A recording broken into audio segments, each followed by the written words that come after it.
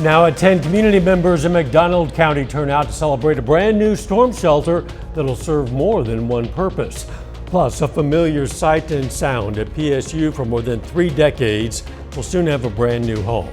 And Freeman Health System in Joplin celebrates its supporters with Autumn Fest. The 4 states' most watched news starts now. Our entire area is in a drought. For most of us, it's classified as extreme, and we all desperately need rain. This is KOAM News at 10. I'm Dow Quick. Let's check in with Chief Meteorologist Doug Hetty for a first look at the weather. Yeah, the drought tracker, it updates every Thursday, and it gets worse every single Thursday because we haven't seen any rain. We were doing pretty good in June. We were doing pretty good in July, and then August hit. September got worse. October, a lot of us haven't even had a drop this entire month. Look at all the red, extreme drought. And if you aren't in the red, you're in the severe drought. So everybody needs rain. I got good news and I got bad news. Here's the good news. Showers and thunderstorms working into the region. You can see these from Iola, Chanute, Fredonia, Yates Center, and Neodesha. Independence will be into Fort Scott, Girard, Pittsburgh, down toward Oswego over about the next hour. However, here's the bad news. This line weakens and it starts falling apart as it gets into Missouri. So if you live in Kansas and Oklahoma, you have a pretty good chance for rain. On the Missouri side, it drops off drastically. We'll talk more about this in your weekend here in just a bit. See you soon. Hey, don't forget you can be the first to know about the day's weather with the KOAM Skywatch weather app. You can get severe weather updates sent straight to your phone. It's absolutely free of charge. It's available in the Apple App Store and the Google Play Store, the KOAM Skywatch weather app. McDonald County Schools celebrated the opening of a new storm shelter today with a ribbon cutting ceremony.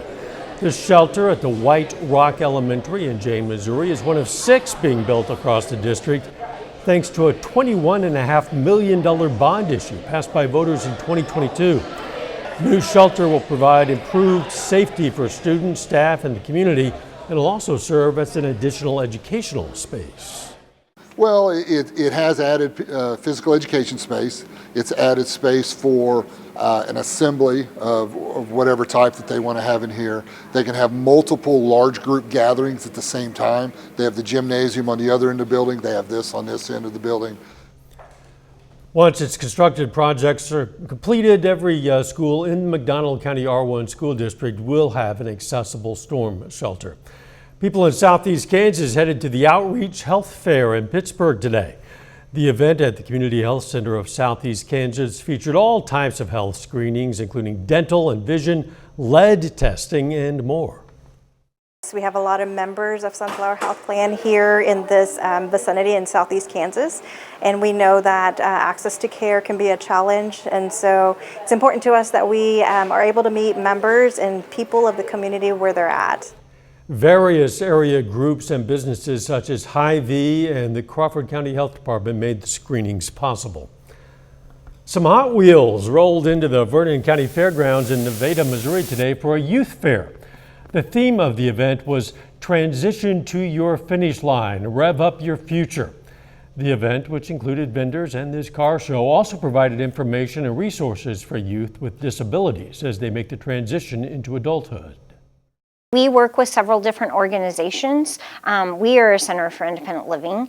Then we also have the RTN network, and then the Youth Extension Office, multiple organizations that can reach out to those youth and work with them through the school districts, vocational rehabilitation as well. All of us work together and see what those youth need and help them move on from high school. The fair also featured award-winning public speaker and author Aaron Likens. After 36 years of being in the same building, local radio station KRPS 98.9 will now have a new home. Since 1988, the station has been in Shirk Hall on the Pitt State campus. Over the next year, the station is going to be moved in full across campus to the Bicknell Center for the Performing Arts. Over the past week, the station has been off air while equipment was being moved, but as of this morning, the station began broadcasting again. We're in the process of hiring 3 other folks. So I hope that Matt and I can be that bridge between the 36 year here at Shirk Hall and all the time we spent here and the memories. And when we get those new people, both at Grubbs and then at the Bicknell, they could be that bridge. This is the new generation of KRPS reporters and listeners, reporters and hosts for the listeners. KRPS is the only 100,000 watt station in the area. They broadcast NPR and BBC News. Freeman Health System played host to Autumn Fest this evening at its East Campus. The come and go event featured music, a car show, and chili dogs. Organizers say it was a great way for the Freeman Advantage members and the Freeman Volunteer Service folks to get together. We love working together, and our schedules are crazy just on a daily, weekly basis. So for us to be able to partner together and bring our demographics together in one place, because we do overlap. Advantage members are volunteers, and a lot of times volunteers are Advantage members, and we love the opportunity to serve them together. You can become a Freeman Advantage member if you're over 50.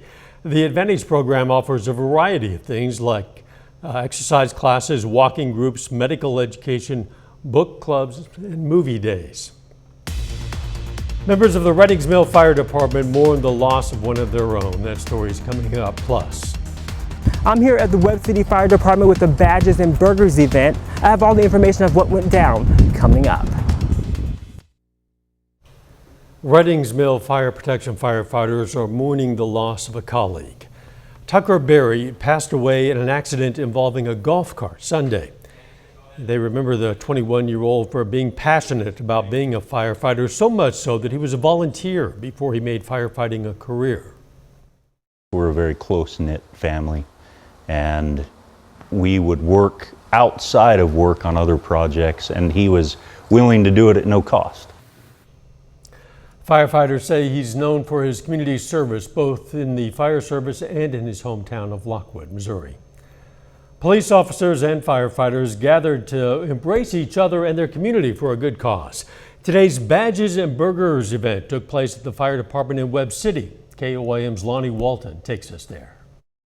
Done this for over 25 years, and for 25 years we've been cooking burgers and benefiting local fundraisers. Don Melton is Webb City's chief of police. He says this fundraiser event benefits many in need, even those close to home. Last year we just did it for West City employees. We had an employee's family going through a medical emergency, so we kind of helped them last year with our funds. Badges and Burgers donates to several organizations throughout the community, like the United Way. All the proceeds go to benefit the Area Agency on Aging, United Way, and the Webb City Cares. Dwayne Dwelling, Executive Director of United Way in Southwest Missouri and Southeast Kansas, says these funds are going to some very key areas. So these funds will help United Way fund agencies that provide services in the area of education, health, and financial stability. Milton says this is all for the biggest cause, helping people. It's our way to give back to the community. They give us so much, so we're happy to give back to them. Reporting in Webb City, I'm Lonnie Walton, KOAM News. In addition to burgers, the event also held a raffle. A Missouri television reporter is recovering after he was injured by a bullet fragment during a campaign event. The incident happened at a gun range near Kansas City this week. According to reports, the bullet fragment ricocheted off a metal target. The reporter was covering a campaign event for U.S. Senate candidate Lucas Kunce. You can see Kunce helping tape up the reporter's arm after that accident. The reporter was taken to the hospital with just minor injuries and was later released. A new geological survey has discovered possibly millions of tons of lithium in Arkansas. We're going to explain what this could mean for the state and the nation a little bit later.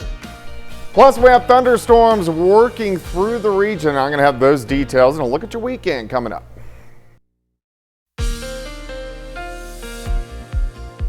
Well, of course, it turned out to be a hot one for us today. Temps right around 90 degrees, record highs across a good chunk of the area.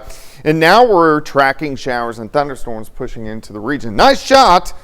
Indigo Sky Casino and Resort Indigo is just outside of Seneca, Missouri. Look at the storms. Here's the good news. We have rain pushing through southeastern Kansas, northeastern parts of Oklahoma.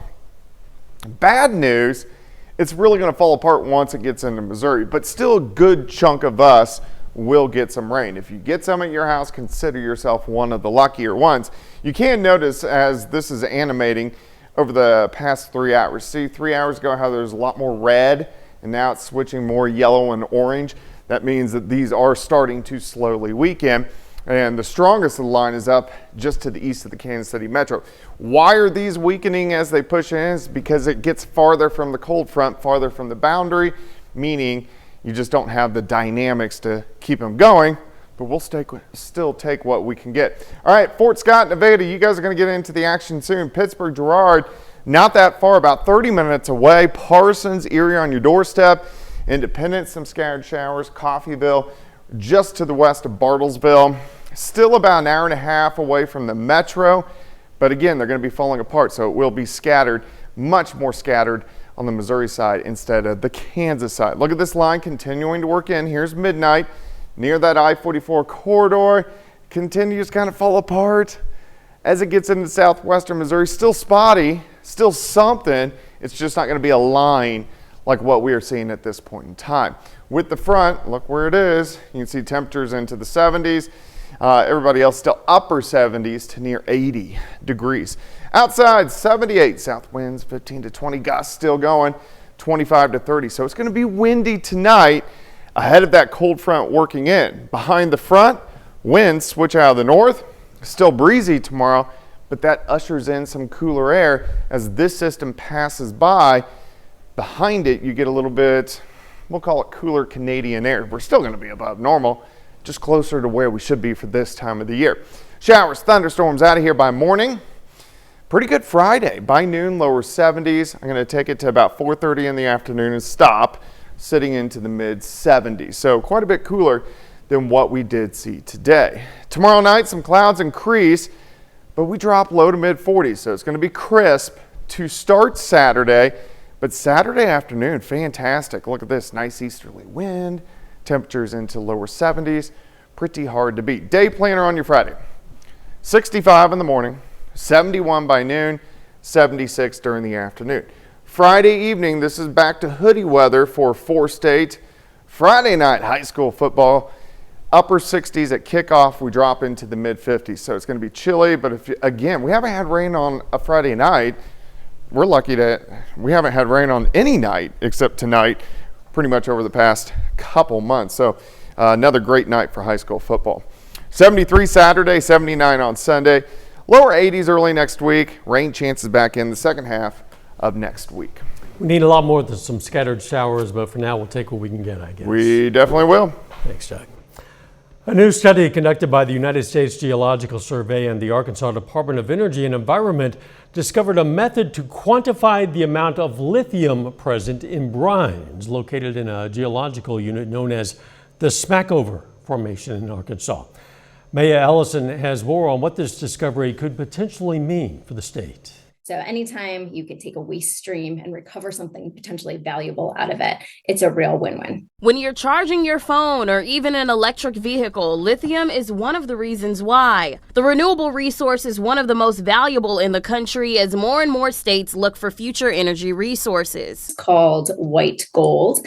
That's because it's solid and it's white and it's silvery and because of its potential economic value. What makes lithium so profitable? That's where the United States Geological Survey comes in, an organization that has tracked the mineral supply and demand since 1879. With the Arkansas Department of Energy and Environment, a recent study revealed the possible discovery of somewhere between 5 and 19 million tons of lithium located in an area called the Smackover Formation, which includes a large portion of southern Arkansas. So our researchers were out actually collecting samples of this really salty water in the brines across the region, and then they used modeling to that included what they know about the geology of the area to estimate how much lithium actually might be across the entire state. Researchers say that much lithium is enough to replace all of U.S. imports of the mineral that are critical for our everyday needs. USGS official Alicia Lindauer says there's a reason Southwest Arkansas was the focus location. Arkansas, because this is where we've seen the highest concentrations of lithium.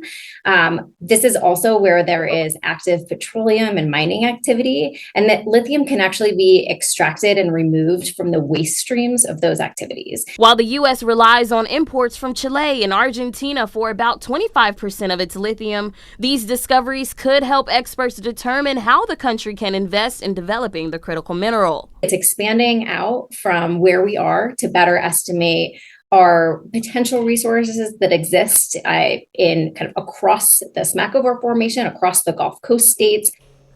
The company Standard Lithium just bought 118 acres of land south of Louisville for a future lithium production facility. Company spokesman says this project is a $1.3 billion investment in Southwest Arkansas. The next step is a definitive feasibility study. Construction on that plant should start in 2025. The plant should open by 2027. Still ahead, Pitt State football previews its top 10 matchup with Central Oklahoma, and Mount Vernon volleyball hosts a district semifinal against East Newton. John Dales has those stories and more coming up next. 6-1 Pittsburgh State football heads on the road this Saturday to face undefeated Central Oklahoma in a game that very well could decide who wins the MIAA championship.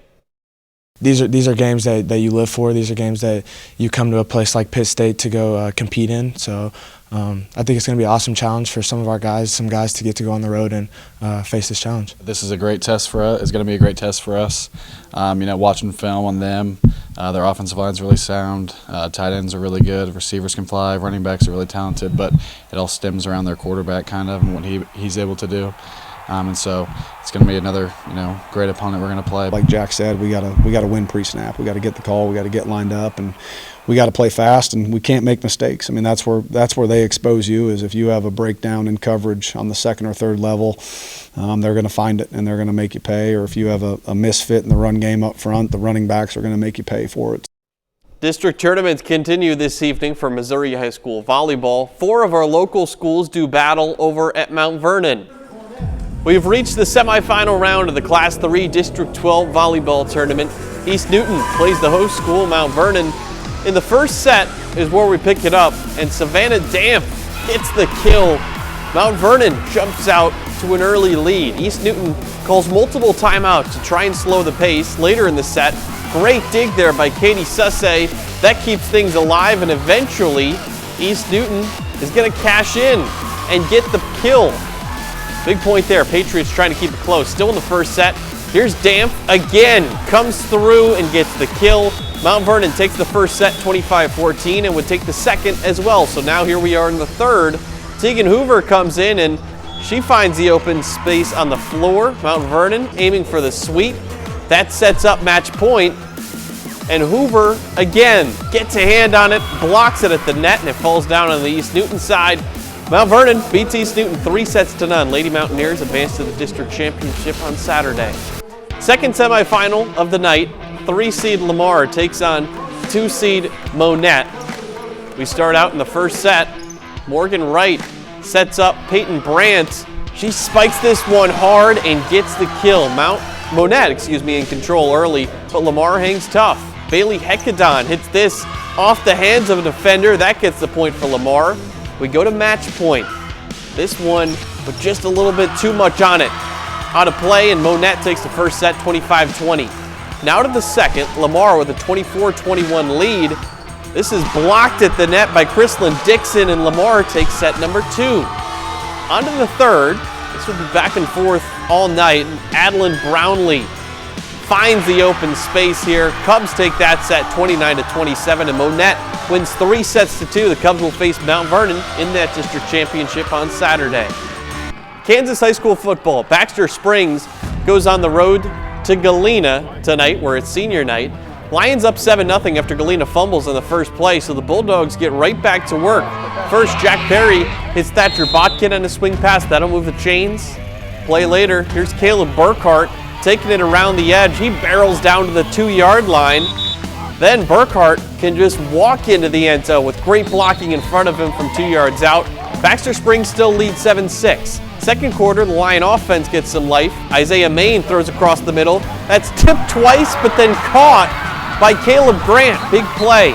Later on in the second quarter, Main takes it himself up the middle for a first down. That drive ends with a field goal. Baxter leads 10-6 at halftime.